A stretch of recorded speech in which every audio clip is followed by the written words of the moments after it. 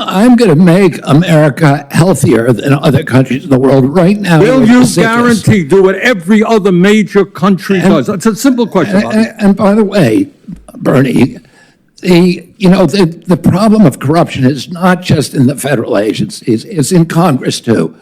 Almost all the members of this panel are accepting, including yourself, are accepting millions of dollars from the pharmaceutical industry. And protecting their interests. Oh, I thought that would come. No. I ran for president like you. I got millions and millions of contributions. They did not come from the executives, not one nickel of PAC money from the pharmaceutical industry. They came from workers. In 2020, you were the single largest because I had pharmaceutical contributions from workers all over this country. Workers, you were the not a nickel from corporate tax. You were the single largest acceptor of pharmaceutical dollars. No, from workers in 1.5 million. Yeah, out of 200 million. All right, but you have not answered. Last question. You have.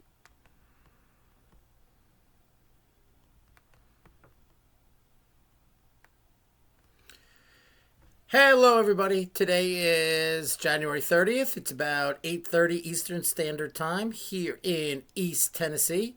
So that was a nice little exchange from Bernie and Bobby. Isn't it interesting how they call each other from their first names there? Like that. Clearly, they've known each other. I wouldn't be surprised if Bobby, and I don't know if he actually supported Bernie in 16 and 20. He might have because of his populist positions, which clearly Bernie, we now know as Bend Over Bernie to the Democratic Party corporate establishment, has gotten his nickname for that. So it's really interesting. And he's saying from workers, from workers, from workers. What do they think they did? They compiled the employment of all the people who work in there who donated the money. Yes, they do that. But people contribute from individually as well. And you have to list your employment in a campaign contribution from. Guarantee you there were a lot of people and researchers in that number amount. Plus, there are a lot of bundlers that received money, whatever. Look at all of how they all went after him. Elizabeth Warren just screaming again like the Wicked Witch of the East, I should say, that she is. Hope someone drops a house on her. But, yeah, so I think that RFK did really good today. Susan Collins said that she gave positive remarks to RFK, and he's defended himself perfectly. You know, one of the things that was funny, I was watching, listening to Hannity on the radio while I was doing work, and he had on Bill O'Reilly. And Bill O'Reilly said, well, he's a conspiracy guy, and he can't back up what he says. What? He's filed lawsuits. His team has taken apart studies that were piece by piece, showing the flaws. He's written books. I don't know if I can write a book to back up my positions and so forth. So, no, you might not like the positions, or you just never took the time and you're just believe in the establishment so much, which some of these old Fox News Republicans still do. Okay. Susan comments and the way he's held himself considering the attacks and considering, just the way Joni Ernst backed off on Hegseth and got through, I'm leaning more towards RFK getting through now. So I don't know what the total vote's going to be, but yeah, it looks like the way the Democrats going on. I thought maybe originally there'd be a couple of Democrats that would break off. The one I think would be Fetterman, but maybe another one out there. The way Bennett went after him in the first day one, I'm not sure about that. But, yeah, but I think the Republicans, the pressure that we're doing in social media and MAGA Inc. and all this stuff, I think is going to be good. And I think now Bobby's going to get through. Like, I had him on the 50-50 mark, maybe 40-60, because I was questionable. But there's, I think he's going to get through. So he handled himself well considering the attacks and, had answers for things. And a lot of these Democrats didn't even let him answer, right? Like, you ask a question, I'm going to give you my answer. No, it's you said this and you said that. Okay. all he's done is question things, which you think people want before they start injecting themselves like crazy with everything, buying all this food that we're supposed to trust in the system for. Isn't that what the media was? Isn't that what the Democratic Party used to be 40 years ago? Was questioning these authorities to keep them honest, But they don't do that anymore. That old muckraker tradition is gone. So, moving on. Mr. Chair, Mr. Patel, do you believe that background checks for firearm purchases are constitutional? I don't know the in-depth of it, but I think that's what the Supreme Court has said, Senator. So the word would be YES, yes. Can you say yes? Are background checks constitutional? I can say whatever the Constitution and the Supreme Court ruled is the rule of the land. Thank you, Mr. Chair. Mr. Patel, do you believe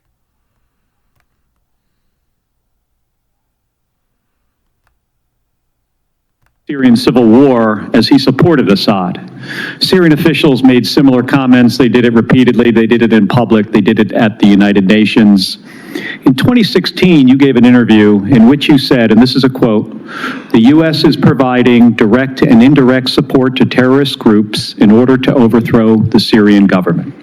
And in 2019, on the Democratic presidential debate stage, you said of President Trump, this is a quote, "This current president is continuing to betray us. We were supposed to be going after al-Qaeda, but over years now, not only have we not gone after al-Qaeda, our president is supporting al-Qaeda." So I'm interested to hear, what was your goal in saying these things? And did you consider, before saying them, the motives of Iran and Russia, what their motives might have been before making these claims? Senator, as someone who enlisted in the military specifically because of al-Qaeda's terrorist attack on 9/11 and committing myself and my life to doing what I could to defeat these terrorists, it was shocking and a betrayal to me and every person who was killed on 9/11, their families and my brothers and sisters in uniform. When, as a member of Congress, I learned about President Obama's dual programs that he had begun really to overthrow the regime of Syria, and being willing to, through the CIA's Timber Sycamore program that has now been made public, of working with and arming and equipping al-Qaeda in an effort to overthrow that regime, starting yet another regime change war in the Middle East. DoD train and equip program, again, begun under President Obama, is widely been known, looked at, and studied, that ultimately resulted in over $500 million being used to train who they called moderate rebels, but were actually fighters working with and aligned with al-Qaeda's affiliate on the ground in Syria, all to move forward with their regime change and not acknowledging what was obvious at the time and what has unfortunately borne true, which was that a regime change war in Syria, much like the regime change wars in Iraq, the toppling of Gaddafi and Mubarak, while these are all dictators, would likely result in the rise of Islamist extremists like al-Qaeda taking power.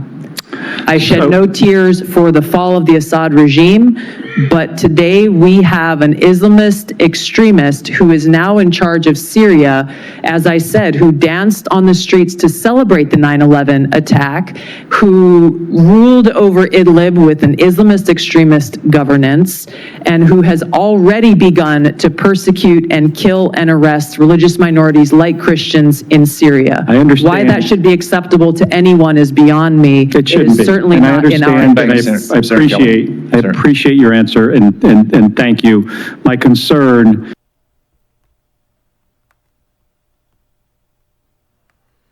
All right. So we threw in the other two, Kash Patel and Tulsi Gabbard. Let's start with Kash. That was my favorite exchange today. Whatever the Constitution says. That's his response. That's it.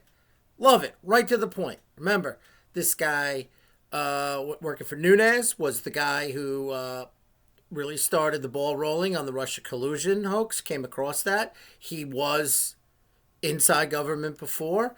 Trump brought him in for a reason before he left office in 2020, okay, to do certain things that he could trust. Same reason why I brought in McGregor at the end there as well, okay, because these people understood the corruption and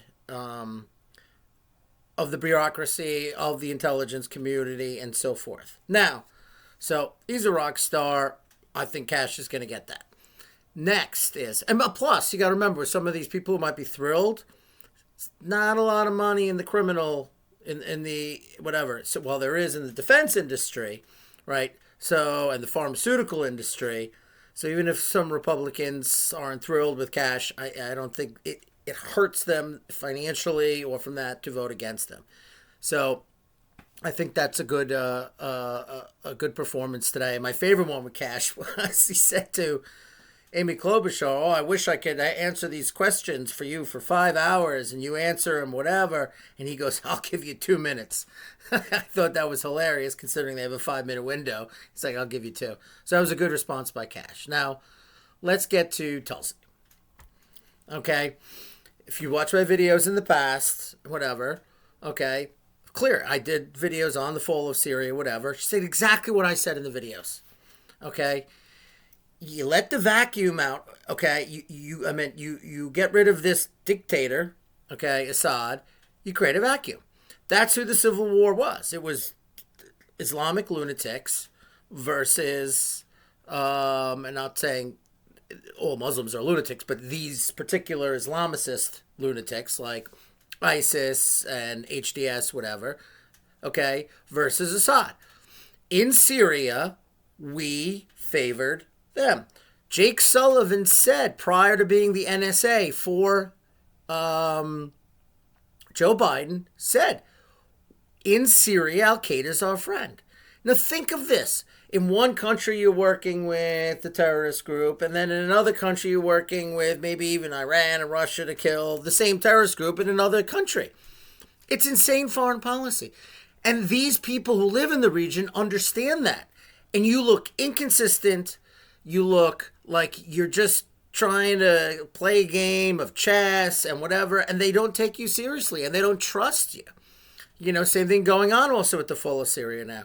You know, I just saw a video of drone strikes from Kurds on a self-propelled position of Turkish troops in northern Syria. So, you know, but Turkey's a NATO ally, but we're close to the Kurds, and the Turks feel the Kurds are a threat. You know, so you can't play, you know, both sides of the same coin, and that's what we do, okay? And remember, she's been in intelligence, she's a military officer, so, you know, she knows, okay? And that's the kind of games we play. It's one of the reasons why a lot of countries aren't thrilled with us, because you're either let's go after the terrorists or not. And Senator Kelly brings up the questioning, you know, Syrian officials said this, and even Putin said this. Putin said many times, you want to go after real terrorists? Let's do. He did. In Syria. Siege of Aleppo. Russian troops, Wagner Group, going after what was HTS and their allies, you know, years ago. Okay? So it's either do you want to kill the Islamic extremists? I mean, we make deals with allies with Qatar, dictatorship. Saudi Arabia, dictatorship. Monarchy. It's still a dictatorship, okay, with restricted freedoms, whatever. So we do not have a moral values foreign policy. We apply it when it works, and then we look the other way when it doesn't work. That impresses our hegemonic power in the region, okay? You know, I was right. The Christians in Syria, the Alawites, okay? But that's what happens. You play these games. There's no votes in Congress. The executive, God only knows what the president knows. We know Biden had no idea what's going on in Syria. Okay? But clearly, you know, she admitted. She had clearance. She's been in Congress. She's been briefed. She knew about this. So all the stuff her people are saying about our role in Syria, she just admits it right there. And that's why we need her. Because this shadow games that don't benefit the American citizens needs to come to an end.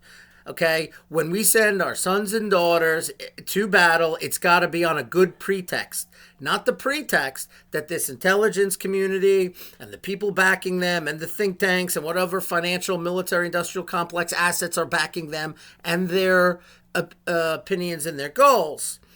Okay, create a narrative like we did in Iraq to get people killed, to get innocent civilians killed, to get to lose trillions of dollars in investments. Yes, but equipment's being bought by the defense contractors, right? Okay. I mean, seriously, did Assad invade anybody? No, he did not. Okay. So what was the threat? What's the ulterior motive? Why was Al-Qaeda better than Assad in Syria? Okay, which also led to ISIS and whatever. ISIS was, is basically, Al-Qaeda wasn't Al-Qaeda enough. You know what I mean? It was stronger than that. They were, Al-Qaeda people looked at ISIS people as wackos. Imagine that. But in Iraq, we would fight Al-Qaeda. Then we would fight the people who were fighting Al-Qaeda and ISIS in Iraq. It's like you can't have that. See, this is our position. This is why this is our position. And then you need to have transparency. And what they're afraid of Tulsi Gabbard is that she'll be transparent. She will look at multiple sources from the intelligence community to make sure the information from the analysts that get up into Trump's office is accurate. She'll know who the people are who have other agendas, who are trustworthy, who are not trustworthy, and give a complete objective opinion on that.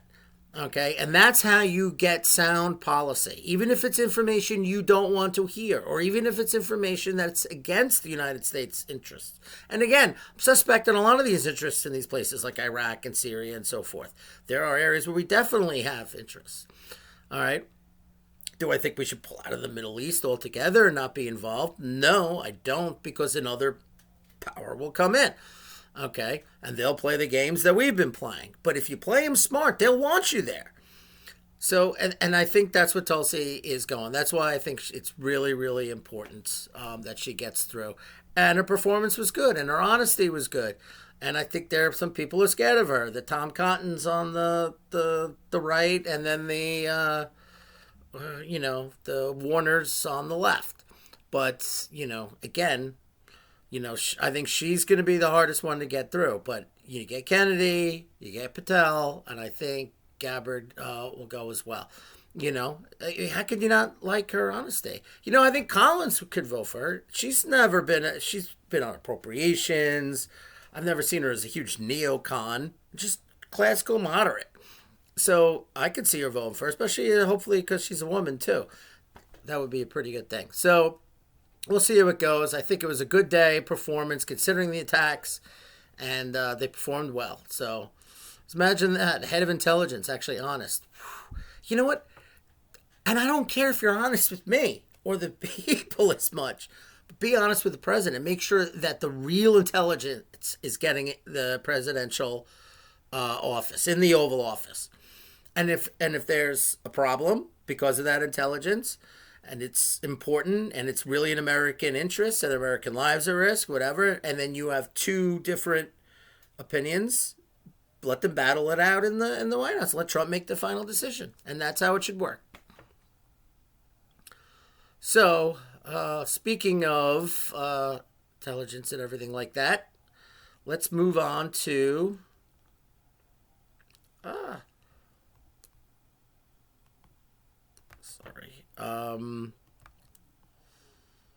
some foreign news. Ohne Wähler. Wer so autoritär denkt, sollte nicht Bundeskanzler der Bundesrepublik Deutschland sein.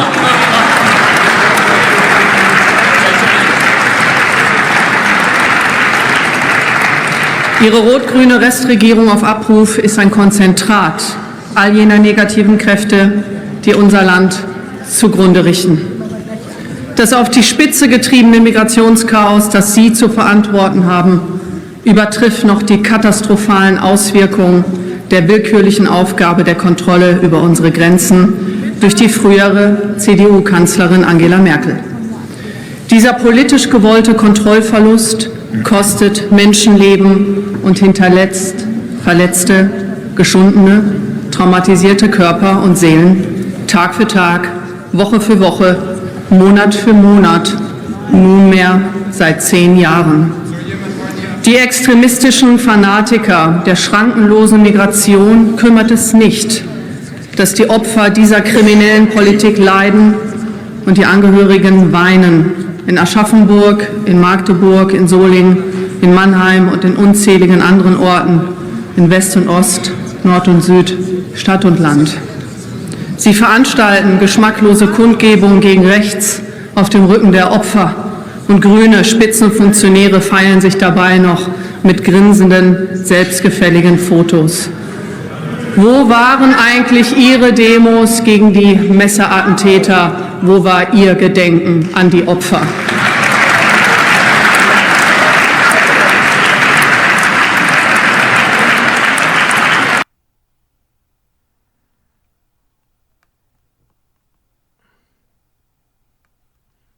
All right, so who was that? That was Alice Weidel, the head of the Alternative for Deutschland, AfD, in Germany. Elections, February 23rd. Okay, so she gave a speech yesterday. Okay, and if you don't know, the largest, the SPD, Socialists, and the Greens are in a coalition government that collapsed. That's why their election's February 23rd. Chancellor Schultz is there. She took a jab at her at the beginning part of the video. Okay, and the AfD, she's commenting on the problems they have with immigration. Wow. They're getting gutted by green policies. Wow. Being deindustrialized by green policies and globalization. Wow. They have high crime. Wow. Sounds similar because it's the same thing. See, this isn't traditional left and right anymore. Okay, that's why I listen to Clay and Bach, and I like them. Don't get me wrong, but they're always like the Democrats left. There's people on the Republican Party too. There's also globalization. Left, right just means the role of government in your society. Your society. Okay, you can be less government, whatever, but then be a climate nut job. Okay, or be an open borders kind of person. Okay. Okay, you could say, well, I'm a libertarian because I want open borders because it's going to create free labor or whatever. I mean, all the nonsense, okay? But it's linked, okay? That's why I cover what's going on in these European nations, because it is linked. Okay, in the United States, we just really focus on what's going on here, but it's important. And remember, because it's globalism and it's these globalists, these progressive neocon/neoliberal globalists that have destroyed Western civilization for the last 20 to 40 years, starting with deindustrialization, intense globalism, destroying of our Western culture and ideas. Okay? Like I said in my past videos, there are differences in each country, and that's what's great. That's what makes us different individual Western nations. Okay? So there was a vote yesterday in the German parliament, okay, where the AfD teamed up with the CDU, okay, and they passed their first immigration bill, and they passed it together. So this was a great tweet. The AFD just made history. The firewall has fallen. The German parliament has voted for a stricter migration policy. CDU leader Merz had to rely on the AfD to win the majority vote for this motion. Friedrich Merz, it is time to admit only the AfD can save Germany. All right. Now we're on this point. Okay. So it's the first time the CDU and the AfD in Parliament, okay, have come together to pass legislation. So since that happened, and today in Germany, the Bundestag, because 113 MPs from the SPD, the Greens, and even the CDU have proposed legislation to ban the AfD. Again, I said in my last video, the stupidity and the illogical thinking that exists in the United States exists in Europe. See, that connectedness. Okay? In order to save democracy, we must take away democracy and take away the people's right to vote for they don't like because they don't like our policies. Because it goes against their globalist, neoliberal, progressive world order. Okay? So Angela Merkel, okay, came out, the former head of Germany, leader of the CSU at the time. Okay, and now the CSU has been moving a little bit towards AfD's direction in the last couple of years under Merz. Okay, and what happened is they came out condemning Merz and whatever. So there was nervousness because if AfD finishes second and CDU doesn't get enough seats to be a sole, which they're not going to be enough to be the sole majority, that they're going to have to go in coalition with AfD. And that's what the establishment is deathly afraid of. Okay?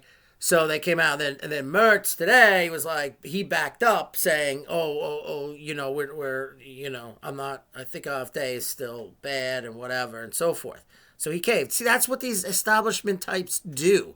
Even if but they have to trend that way towards AfD because that's where the electorate is going. Okay? And it's not because they're disenfranchised, and it's not because of this and that the corporate media, that they used to stay here, why people voted for Trump. And again, the connectedness, say over there, it's because the same shit that goes on in the United States is going on in Europe because it's run by these same people, right? Our major corporations are multinational, okay? Whether it's Siemens and Volkswagen or Deutsche Bank and Chase Bank, and we're all interconnected in the West, not to mention all the international institutions like the European Union and NATO and so forth, okay? And that's it, okay? It's easy to control and to be in charge of everything, right? What's the goal? You control everything through these corporations. You ban your political parties that you don't like. You use these international institutions, these major corporations. And then the nation state is just like an administrative district kind of a situation. Okay? And then you dilute the national identity of those nations by mass immigration. Okay? And you keep the people dependent on government also by mass immigration, by keeping the wages low and exporting the good factory jobs to China. So you don't have a deep middle class. That's it. So the guys at the top get everything. It's like a feudal system all over again. It's like they're going back 600-700 years to medieval Europe under feudalism with the lord of the manor on the top. You have the serfs, the lower lords, some small farm owners. That's the kind of society they're trying to establish here. And these far right, which are nothing more than populist parties, are trying to reinvigorate their industrial base. Reinvigorate their culture, their identities. They're not attacking anybody else. They want to trade. They want to have they want a good life for their citizens. So now why are we so afraid going into these elections now? So I've been saying that, like, following the polls in German elections, I'm going to say it's been 30-20. Top CDU, 20 AfD, and then next is SPD, like around 15, and the Greens right below it. Okay, so clearly anything more than the middle is ahead. All right, so now this was done by YouGov in Germany. Okay, AfD with less than a month to go to election is starting to surge. I did say one of my last videos, I saw one where it was 29-21, and now there's one that's 29-23. That is a 6 point, and that trend is not good for the CDU. But the SPD isn't doing good. So are they going to the CDU, which as of now would still win? Are they going to go in coalition with the left? The Greens? Really? So that's what we're doing. And I think we were trending with that by them working together. I think they got really scared because the CDU said, we're not going to go in coalition with the AfD. But there they are working together to pass this anti-immigration bill, illegal immigration bill, by the way, which is not even that strong, but it's a start. And the establishment freaked out about it and clearly had to put the attack on them. So I just wanted to give you an update of what's going on in Germany. I thought that was a great speech. Alice Weidel would be an amazing Chancellor of Germany. So, speaking of Germany, let's move over to Austria. If you know that I've been following Austria, they had the local elections I talked about last video. Their equivalent of AFD, the FPO, okay, which is the leading coalition partner in the government in Austria that just won elections last September. As the senior governing coalition partner, the Freedom Party, led by Herbert Kickl, is expected to implement even harsher anti-Muslim policies in Austria. Basically, he's probably going to bring in some of the stuff that France has done. But again, Austria, overwhelmed by immigration, so forth. That's why the FPO has done so well, among other issues as well. So, but they're working in their coalition government in conjunction with the OVP, which is their equivalent of the CDU in Germany. So the more establishment center-right party. They're working on budgets together and so forth. So it's starting to work well. But yes, they're going to implement it. Just the way Holland, with Geert Wilders' party, has implemented some of these immigration controls. Remember, the interconnectedness between us and Europe, it's the same thing. And if we can break the back of these globalists and neolibs and neocons in the United States, we got to help our European allies do it the same there as well. If we want a long-term success, long-term prosperity for each of our nation's citizenry.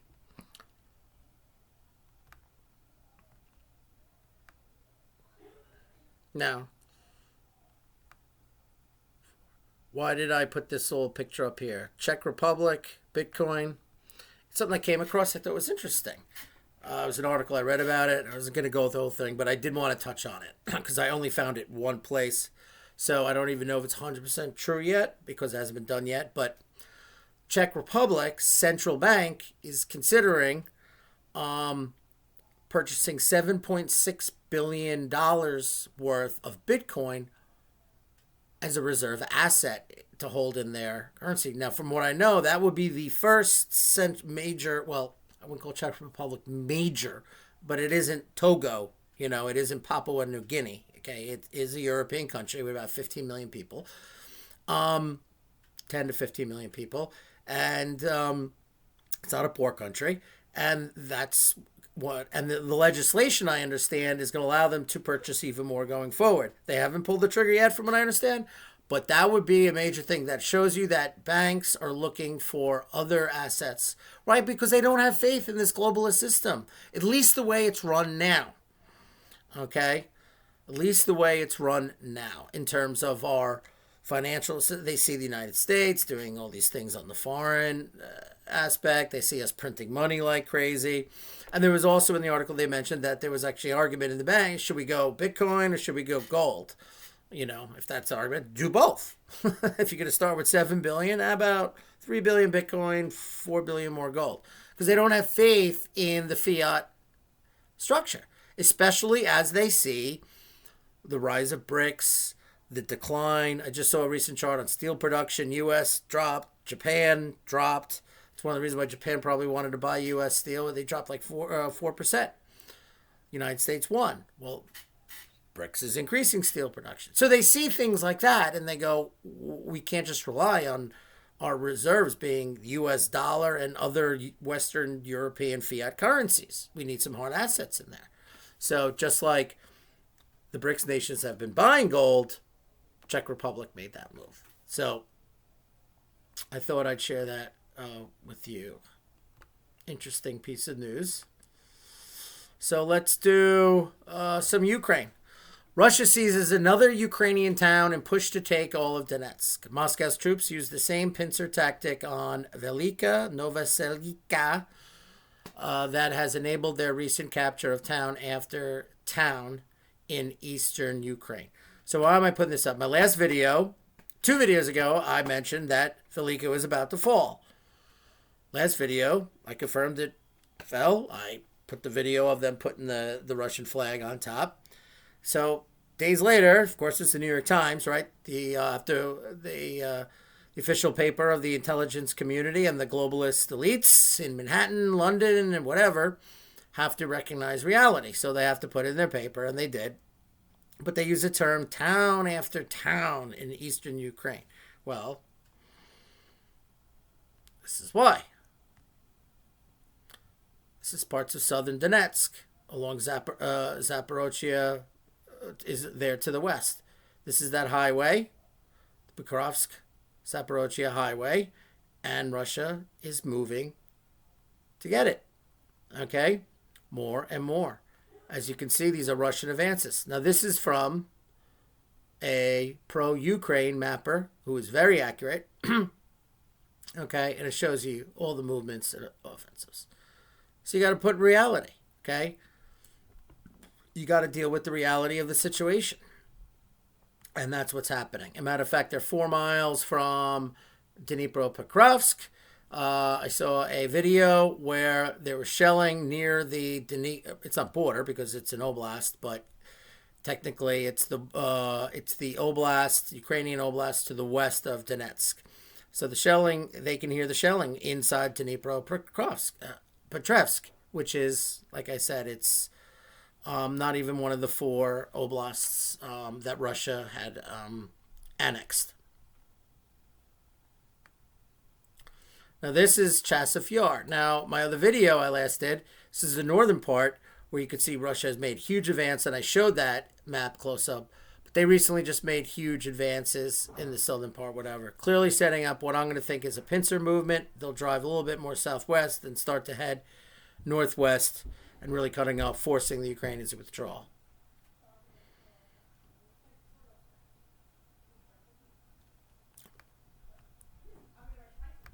And with that, Toretsk will fall. Okay, as Toretsk is getting close to fall, Pokrovsk is getting surrounded. Chasiv Yar is soon going to fall. As I said, Donetsk is collapsing. The Ukrainian lines are collapsing. They're debating lowering the conscript age. Syrskyi has admitted, we're not recruiting enough to replace them on the front. Okay, Zelensky's begging for supplies from Europe. You know, Russia's in the driver's seat here. Okay, now again, my fear is that Trump will get trapped by the neocons surrounding him instead of concessions will have to be made. Russia considers Ukraine and NATO a existential threat. They don't want American missiles 5-minute flight from Moscow. And they're afraid, just like we're building a base in Poland, we have missiles in Romania. That's what they don't want. It's a reality. We might not like it. We might say, we're not going to invade you. You should trust us. But they don't trust us. And that's the position we're in. So I just thought I'd do a video. I'm really happy with the way these nominations are going.